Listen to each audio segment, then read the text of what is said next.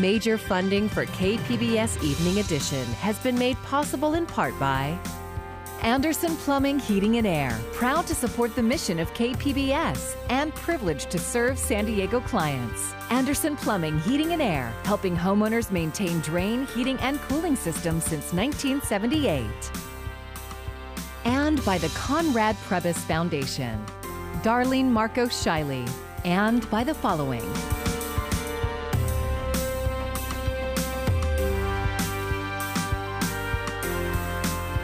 And by viewers like you.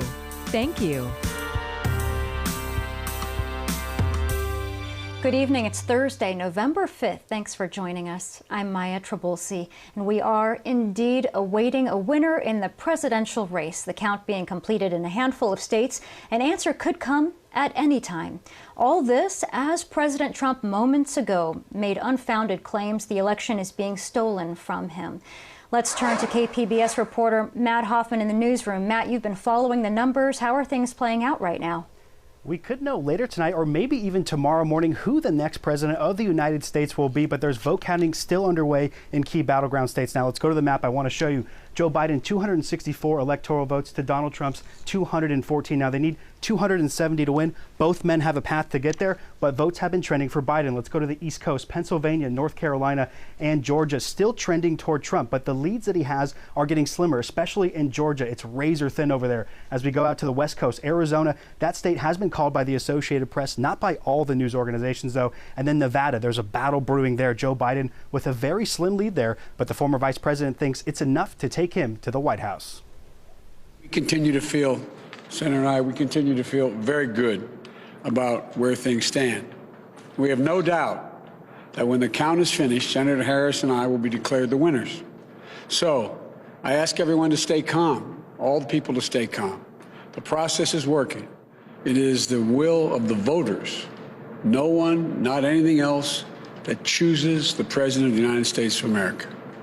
So each ballot must be counted. Before Biden spoke, the president lashed out this morning on Twitter saying stop the count and stop the fraud. Trump also threatening legal action, saying all of the recent Biden claim states will be legally challenged by us for voter fraud and state election fraud. The Trump campaign has already taken legal action in states like Pennsylvania, and this evening the president said litigation will continue, again reiterating without evidence that, quote, illegal votes are being counted. If you count the illegal votes, they can try to steal the election from us. Trump did have early advantages in some battleground states, but as counting has been continuing and mail ballots coming in, those leads have been dropping. We were winning in all the key locations by a lot, actually, and then our numbers started miraculously getting whittled away.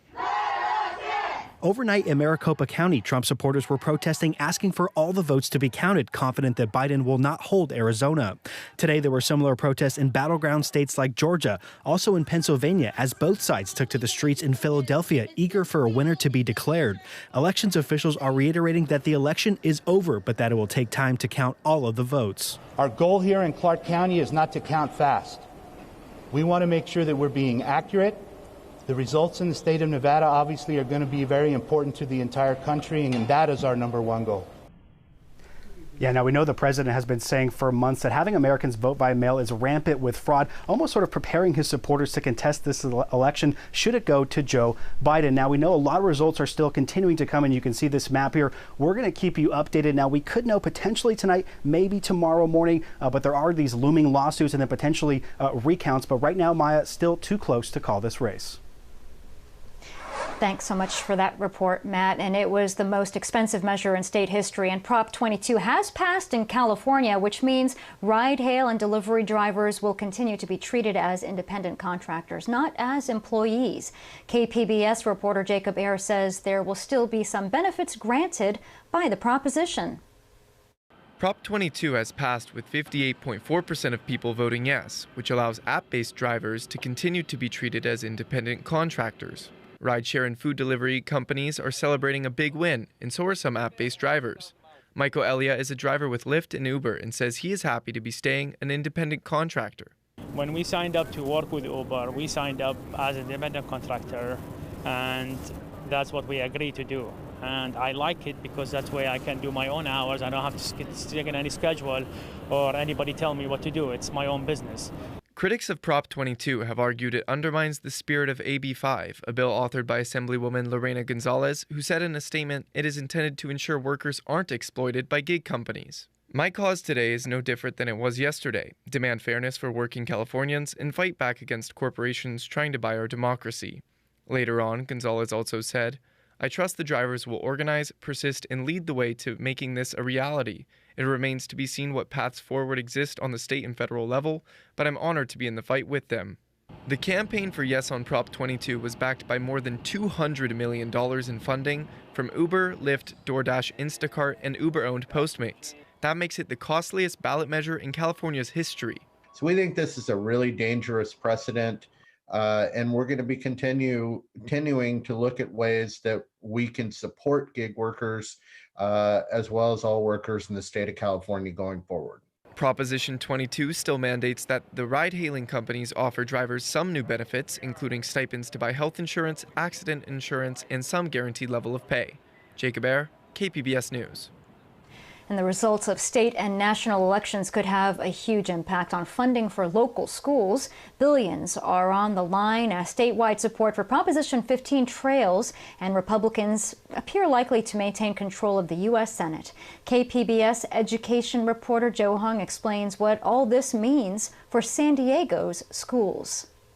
If it passes, Proposition 15 would generate billions of dollars of school funding across California by requiring commercial property owners to pay property taxes at market value. San Diego Unified School District would see upwards of $20 million starting in the next school year.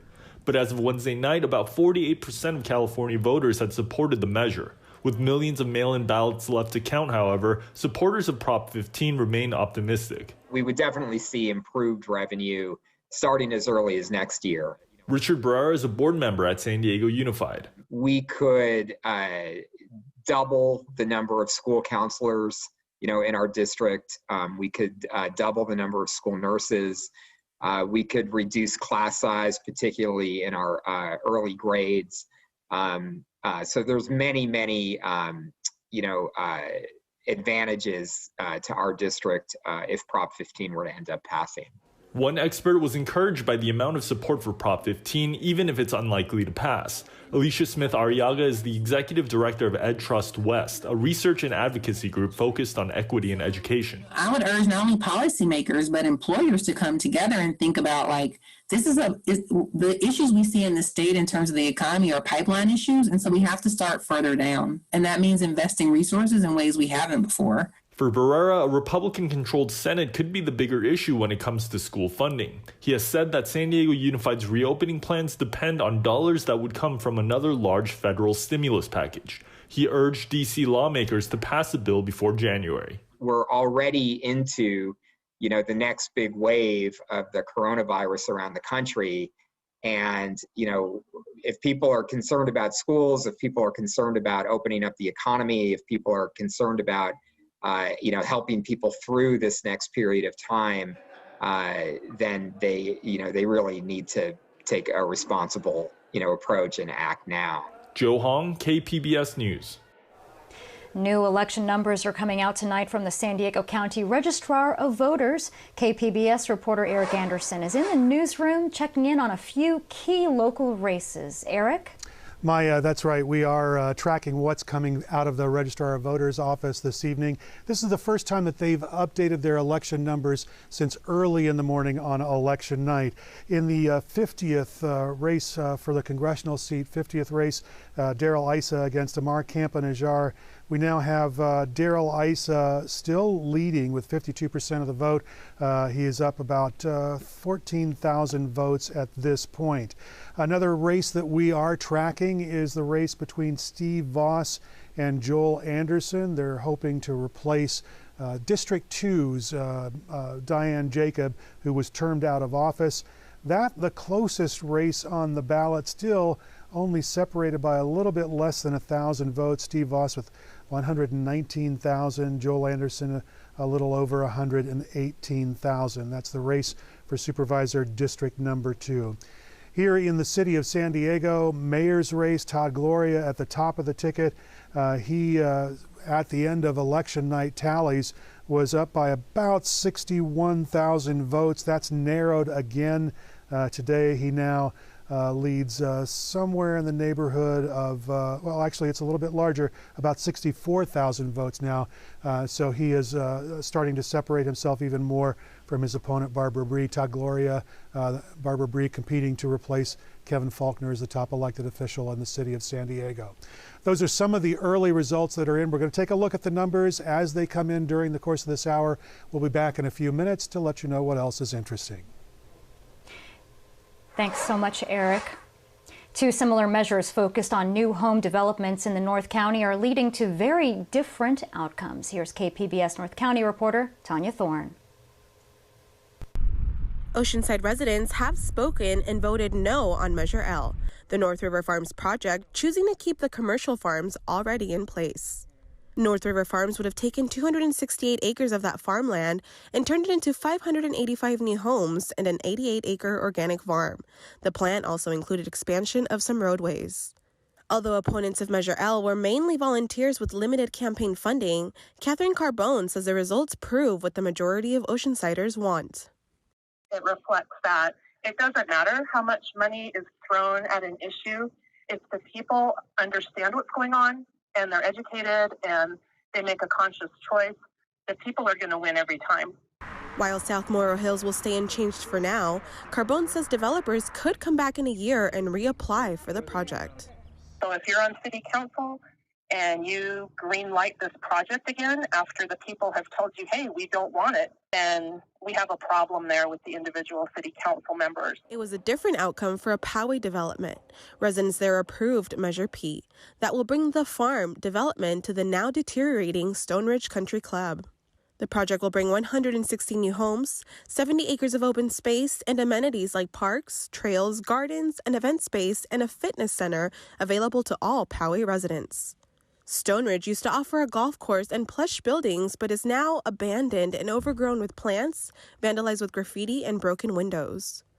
Its current condition poses a fire hazard, which is the first item Erin McKinley with the farm says they will target now that the measure has passed.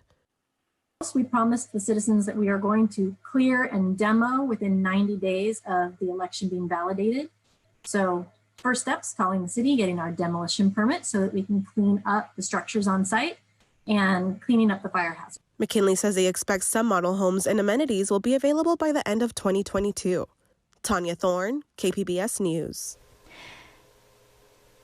And for more election results, you can visit our website, kpbs.org. You can find the latest updates on local, state, and national races as soon as they come in.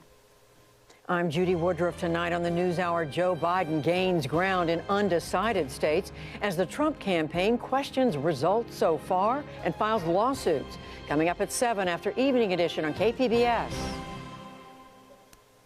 San Diego County is on the verge of falling into the state's dreaded purple tier. Today, 530 new COVID-19 cases were reported, but no additional deaths. The county has just 1 week to improve the case rate before nearly all non-essential businesses will be forced to stop operating indoors. Now, that includes restaurants, places of worship, breweries, and retail businesses.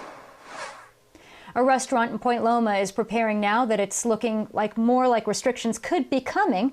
The co-owner of Chisarina's restaurant says they are adding more outdoor seating and looking for ways to keep customers comfortable outside. There's a new roof over their patio and added fire pits for when temperatures drop. When their restaurant had to close the first time, the owners focused on being able to serve outdoors because of their family ties to Italy. We kind of had insights and we kind of knew what was going to happen over here, so that definitely benefited us in being quick and acting right away. We were probably one of the first restaurants to have an additional outdoor patio. We're already setting up all the outdoor patios to make them warmer, to make them more comfortable, and to go through a winter, which in San Diego luckily is probably not going to be that cold. And he says they're also working on getting heaters, but there seems to be a shortage of supply as businesses prepare for the cooler weather.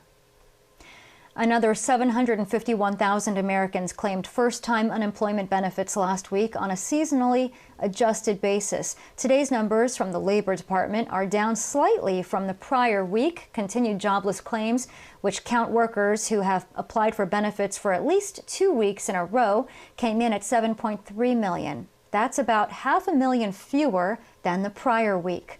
While it is an improvement, economists had expected a slightly more encouraging report. We've been talking for months about a growing childcare crisis in our region and how the pandemic is forcing more childcare centers to close. Now, KPBS reporter Claire Tregesser tells us there's a new investment idea that could help providers cut costs and build equity. Miran Al-Ghori figured it would be a slam dunk. She'd easily be approved for a mortgage on a new home because it would be the site of her daycare business, which would generate enough income to cover the monthly payment. But her livelihood turned out to be more of a hindrance than help. The broker said that even though I had an income, being a family childcare provider was not a steady income, I was better off. He was very clear. He said, you would be better off if you were working at McDonald's and were making minimum wage. Al-Ghori has been a home-based childcare provider in Chula Vista for 23 years. Along with 2 assistants, she cares for up to 14 children in her home. But the bank didn't consider that steady income. I mean, that was something that really opened my eyes to the inequality. A new business venture aims to solve that problem. Mission Driven Finance, a San Diego-based investment company, wants to attract socially motivated investors who will put money into properties that childcare providers could rent and, in some cases, eventually own. David Lin is the co-founder and CEO. Both working to build more wealth in the community, cut their costs over time, and provide quality built environments that are specifically focused on that. So sort of shifting the model from often making loans or some other form of investment directly in the providers to providing a real estate investment structure that then we can use that to provide quality space. For Al-Ghori, the project was welcome news. She says it might help her expand her business. How do we, promote this? How do we support this project? This is the best news I've heard since the pandemic started. Claire Tregesser, KPBS News.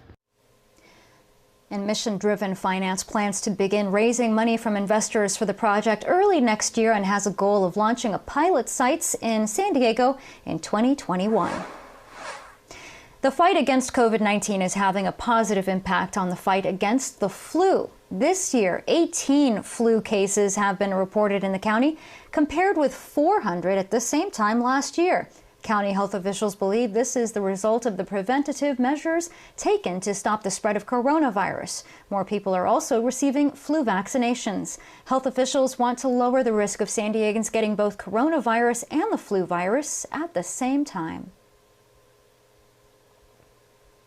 A total of 18 influenza cases have been reported in the county this season, compared to 400 at the same time last year. County health officials believe this is... Moving on to the next story. The number of fentanyl deaths is on the rise in San Diego, as KPBS reporter Shalina Chatlani tells us. That's the finding of a new report out this week from a local drug abuse task force. Officials say lots of stress is coming from the coronavirus pandemic, and that could be the cause of an increase in drug use. Last year, there were around 150 fentanyl-related deaths, but this year, that number is nearly double, says the San Diego Prescription Drug Abuse Task Force 2020 report. Combining the pandemic's mounting stressors with the misuse of prescription and illicit street drugs, methamphetamines, will have severe consequences, and in fact, we're already seeing it already in our county. County Health and Human Services Director Nick Mascioni says fentanyl, a highly potent synthetic opioid, is part of the county's existing prescription drug abuse crisis. Deaths are just the tip of the iceberg when it comes to the potential people who can die, hospitalizations, and everyone who's associated with the drug abuse problem. For every death, there are many more people at risk. and people who suffer from the chronic relapsing disease of the brain called addiction. Ronit Lev of the Scripps Mercy Emergency Department Task Force says the county is working with healthcare providers to encourage wider availability of a drug that can counteract the effects of fentanyl and increase testing. We are proud of a new county-wide project to engage the medical community in the crisis of fentanyl by increasing testing of fentanyl across hospitals. The task force says fentanyl doesn't show up on normal drug tests and is hoping these efforts to increase testing will connect more people with life-saving therapies. Shalina Chatlani, KPBS News. People affected by wildfires in San Diego and other counties in September are still dealing with financial burdens. They'll now get some relief because of a new extension to file their tax returns and any corresponding payments. The state's Franchise Tax Board announced that taxpayers living in these declared disaster areas will get until January 15th to file state returns on their 2019 income. It looks like we're in for a cool down, and there is a good chance of rain. Marvin Gomez has your forecast.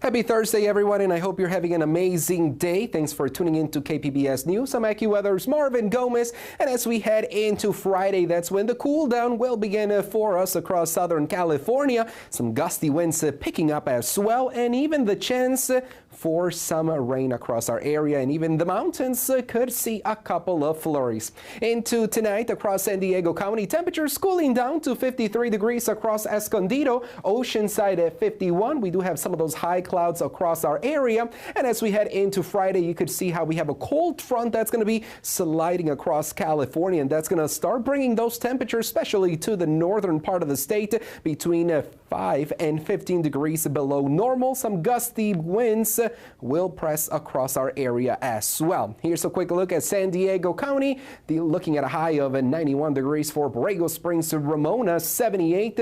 That'll be the high as well across Escondido. As we head into Saturday, that's when we really notice that dip in the jet stream and those cooler temperatures making its way even across our area as well, more noticeable compared to Friday. And overall, those strong winds will impact parts of the Four Corners as well. That's where some of those gusts could be between 60 and 80 miles per hour. But even across our area here in Southern California, we'll be dealing with a gusty breeze as well for most of the weekend. That Pacific moisture coming inland and across the coast. We could be talking about some rain and even the chance for a thunderstorm on Saturday. Some spotty showers for your Sunday. Here's a quick look at the forecast for inland areas.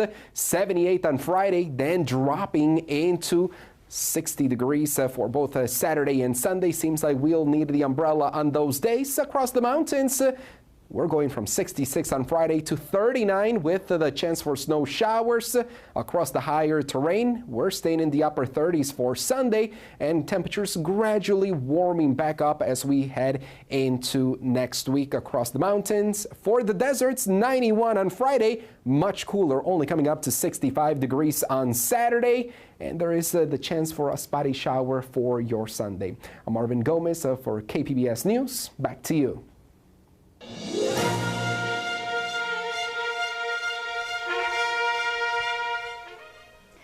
An update now on the presidential race. Let's take a live look at the Electoral College map. The Associated Press is projecting that Joe Biden has 264 electoral votes compared to President Trump's 214 currently. A reminder now, a candidate needs to reach 270 to win. Several battleground states are still too close to make a call, including Pennsylvania, Nevada, Georgia, and North Carolina. Earlier today, Biden urged his supporters to stay calm, saying that he was confident once all the votes were counted that he would win. President Trump spoke from the White House this afternoon, repeating his previous claims about mail-in ballots leading to election fraud without any evidence. And we're also getting updated numbers from the San Diego County Registrar of Voters. KPBS reporter Eric Anderson joins us now with the latest. Eric? Well, the Registrar of Voters has kind of dumped some more votes onto the vote count that they had left over from election night. They've now updated us to that they've recorded 68.1 of the vote. 305,000 ballots still remain to be counted. They say their next release of data is going to happen tomorrow at 5 p.m. Some of the races we've been tracking include races for the County Board of Supervisors, which appears to be turning Democratic. The closest race we're watching there, Steve Voss and Joel Anderson, separated by less than 1,000 points still. In the city of San Diego, there is a Democratic mayor.